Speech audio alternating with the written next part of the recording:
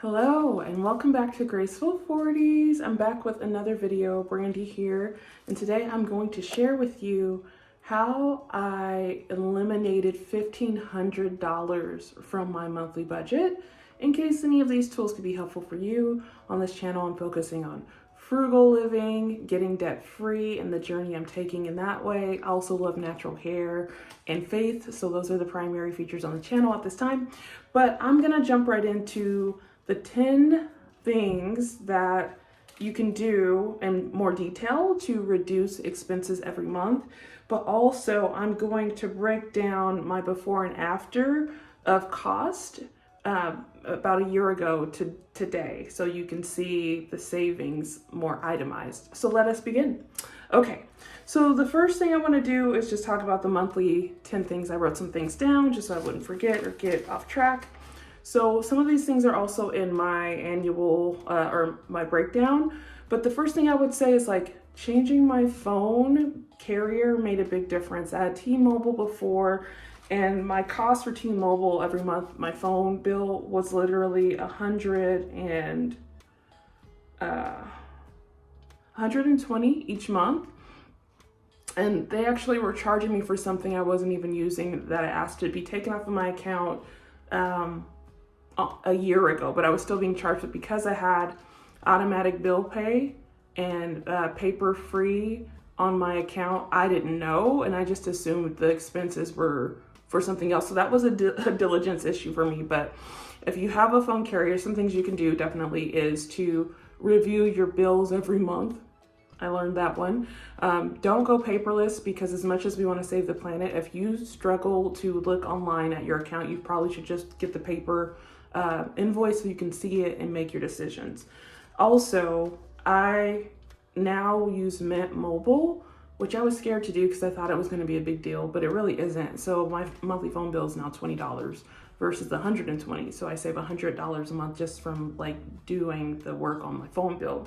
So, okay, next item, to find the lowest cost internet. Most people these days are going to have internet. So who is the carrier that has affordable internet? Before I was working with Xfinity, and my bill for internet was $120 every month because I got like the fast-paced one. But honestly, I think they're all efficient, probably because they all are being sold to consumers, so they must be like efficient enough. And so sometimes we opt for the higher end item when clearly if they sell a lower end item, it's probably efficient, or else they can't really sell it. So I learned that.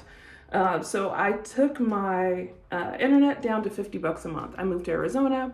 Out here, the only one that's really compatible with my location, because internet is location based, it happens to be Cox Mobile, and they have a $50 special or $50 monthly internet option. So that was another way I saved money. So going from internet of $120 down to $50 a month is $70 in savings.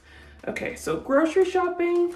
Here's another hot off the presses, should have been doing this for years, item. So with grocery shopping, what I noticed is because I'm going to give you the weekly, my weekly spending would be $200 to $300 weekly for groceries. And it's because I would go on several trips, and I was kind of cooking with curiosity versus clarity. So if my kids felt like they wanted to eat some of this or that, I was making some of this or that. Or if I felt like I wanted to make something because I was on a whim and just wanting to cook something new, then I would make some of that. And this is week after week. And I didn't realize what a money pool groceries were until I looked at my monthly statement. So like on average, it's $250, $300 because I was making like $150 would be the first trip. So that was like my rough edge, or a little bit higher, somewhere between $150 and $200. But then I would go to the grocery store at least 2 more times a week to get other random stuff. Or, if we count eating out, then the bill is probably a little bit more. So now my weekly grocery budget, because I've actually worked on my budget, figured out some things about our staple meals, and also shopping bulk. That saves tons and tons and tons of money. I like to go to Winco. That's my favorite place to go shop bulk because it's more thorough versus like Whole Foods or New Seasons or someplace like that. where they have smaller selection and less items in their bulk section. So I went from spending $250, let's say, to $90 a week, and that is pretty sufficient. So that's been a really good thing. Learning to grocery shop bulk foods is item number 3. Okay, so item number 4 is to reduce electricity use. So that just means if it's cold, we wear sweaters now, we wear bathrobes, we wear blankets, and I personally try, and I tell my kids don't touch the, the AC. So we wear warm clothes if we're cold, we drink hot drinks if we're cold, we eat warm food if we're cold. So in the winter, that's kind of what we do. And then in the summer, or when we are feeling more warm because we live in Arizona where AC is kind of an essential, I have a rule that on the hottest part of the day, we can turn the AC on the higher setting, not the lowest setting. And then at night, we can have the AC on the higher, not the lowest setting, just to reduce cost. And if we get too cold and we have all the layers on, I have too many space heaters that we can use to like warm up, or we'll just open the oven, get some of that oven heat going. So that is a way to reduce the electricity bill. I did move from a 4-bedroom to a 2-bedroom, but last year I was paying around $250. I got my notes here. Let's see. It was $250. I wouldn't pay it every month. I pay like every month and a half. So I think it was like some carryover, but this is just me pulling up a bill from last year. And so now the electricity is probably gonna be $60 a month. So that is some savings right there. And then let's see, 5, going dye free. So I don't dye my hair. You can see I've got white and kind of a golden highlight there from the henna treatments I do. So going dye free and just protective styling my hair versus getting my hair done. I don't really pay those. I don't like pay to get my hair done. I don't pay to dye my hair, color treat my hair. I'm gonna get a trim maybe every 6 to 12 months because my hair is in a protective style, so there's not a lot of likely damage to need trims more often than that, if that. So that's another way that I'm cutting back on expenses, because if you get your hair done and colored and cut all the time, that adds up. And so unless it's necessary, I'm not really going to do anything that's non-essential. Okay, so that is item number 5. Item number 6, I do my nails and my feet mani-pedi at home. Sometimes I just have no nail polish and I'll put some clear on. Right now I don't have naked nails, but they are free and they're okay. Because I do a lot of creating. So I'll make like things with my hands. I sew, I make soap, I make bath and body products with my hands. So I don't like to always have nail polish on for that reason. Let's see. I'll make candles too. And this is all just for my personal use, but I used to have an apothecary before where I would have like holistic natural tinctures and all the things, plus the books. I have some books on Amazon. I don't talk about them much because I'm in the middle of updating some of them. Okay, so item number 7, streaming services. So before I had Hulu, Netflix, and Peacock, and that was about $40 a month. And now I just downgraded to the lowest tier on Netflix for $7.99 or so, or $7 a month. I have one streaming service. Otherwise, we watch YouTube, or we like wander away and go live in the real world. So I realized I don't need all these different streaming services because it's encouraging me to sit down and watch TV all the time. So I can have one streaming service. And even that I thought about cutting just because I would be less interested in watching TV and sitting down all the time. So I tested out just going to one. So my children, when they're with me, they can have something to watch other than YouTube, but also me, one feels good. I might test run and just take a break from Netflix altogether for like a month or a quarter and see how I feel, because I might go in that direction anyway. So we'll see, because I do love to watch movies though, so I'm not sure, because I don't know if I want to go to the library for to like rent a movie because I don't have a DVR, and that means to go get a DVR, and you know, the whole thing. But either way, one streaming service has been very efficient, and I've had this in place for the last 8 months. So all of these interventions started about 8 months ago. So one big change is that I moved from Portland, Oregon to Arizona. So that is, and I downsized from a 4-bedroom townhouse to a 2-bedroom apartment. So that has to, sorry, I'm getting a text from my son. That has to be a factor too, but that is a good thing. So I save a lot on rent, but I'll talk about that in a moment when we do the breakdown. I just want to give some background on that. Okay, so item number 8 is going to the library at least once or 2 times a month. So if I want to get a book to read, because I like to read and walk in the morning for about an hour to start my day before clocking in for work and that sort of thing, going to the library, they have tons of books there. So I'll just go once a month, or because I'm still trying to read all the books on my bookshelf that I already have as well. So I'm alternating between, I don't want to read anything I've already bought, so I'll go get a book from the library. And when I finish the books that I've already bought, then I donate them to the Goodwill, because I'm really just trying to minimalize my house from anything that is not actually serving function anymore, because most of the time I'll read a book one time and be done with it. So I am phasing some things out and around in the household as well, but that is not even a tip. That's just backstory on the library 2 times a month.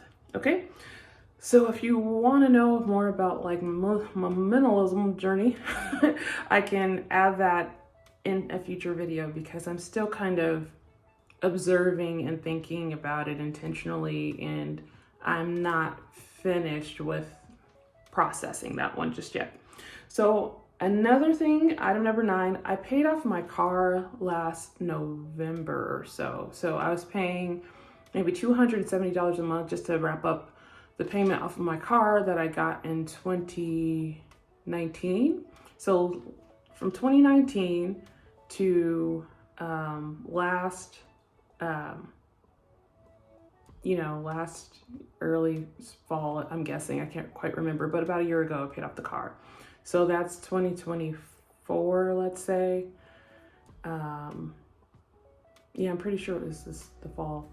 So that is 3 years. It took me 3 years to pay off my car, but now my car cost is $0 except for insurance, and my car is pretty solid. So knock on wood, thank you Jesus, there's been no car issues to resolve since I got the car. And it was a second-hand car I bought from Hertz, which is like a car rental place. They sell cars, they have car dealerships as well. So I bought my used car from there, and it's 2016. It's living its best life. It's all good. Okay, so paying off my car gives me $0 monthly expenses for the car, so that's cool. The last thing is car insurance. About a year ago, I was paying, let's see, car insurance was, let's see, the pet insurance. Car insurance was like $120. And now I'm with Lemonade. So Lemonade charged me for this month $44.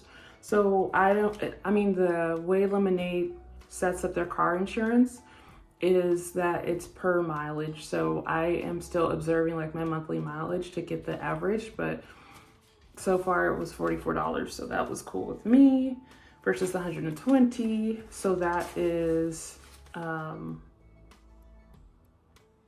let's say $80, $75, depending on give or take. So these are some things that have been very essential. So just running through them again.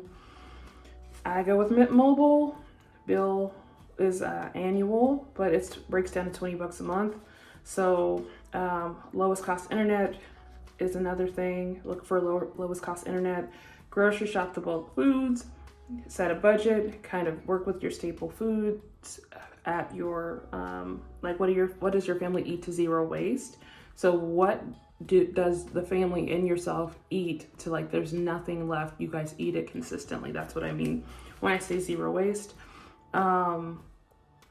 reduce your electricity, wear sweaters, keep the cooling system on the higher temperature versus the lowest, because the lowest costs more money. And also how many hours of use matters too. Going dye free, protective styling has saved me tons of money because I can do my own hair. I'm even learning to perfect my natural hair product DIYs. So it's also saving me money to like learn my hair, which is a life skill if you ask me. So also doing my nails and toes at home, going down to one streaming service a month, going to the library if I want to read something new, paying off my car, and getting the lowest cost insurance are the main things. So what I'm gonna do now is show a breakdown of my last year cost for some of the things I paid for to my current year cost. So I'm gonna walk us through that and like a little breakdown in just a second. But some other things I want to just quickly say is that I started paying my student loans at like August, and I have quite a bit to pay. So that will go into like, hey, this is an expense that is now coming into the picture, recurrent until it's done. So that is the other thing. And I would say my gas is the same. So like each month I pay about $80. Still, regardless, just that seems to be the standard for that. So now let's go through the breakthrough, and I'm sharing this with you because this has helped me in my unique circumstances get my monthly expenses to be reduced by $1,500 a month. And some of these are transferable to other folks. Some of them are more specific to me, but if any of this can be of inspiration to you, then I'm offering it from there. So I am gonna do a quick recap on my annual before and after so you can see this more closely. And yeah, and I have more frugal videos coming, so look out for that. So let us go over now to look at the cost. So I'm just gonna show you some things, and we'll talk about it. We're gonna talk about this. Here we go.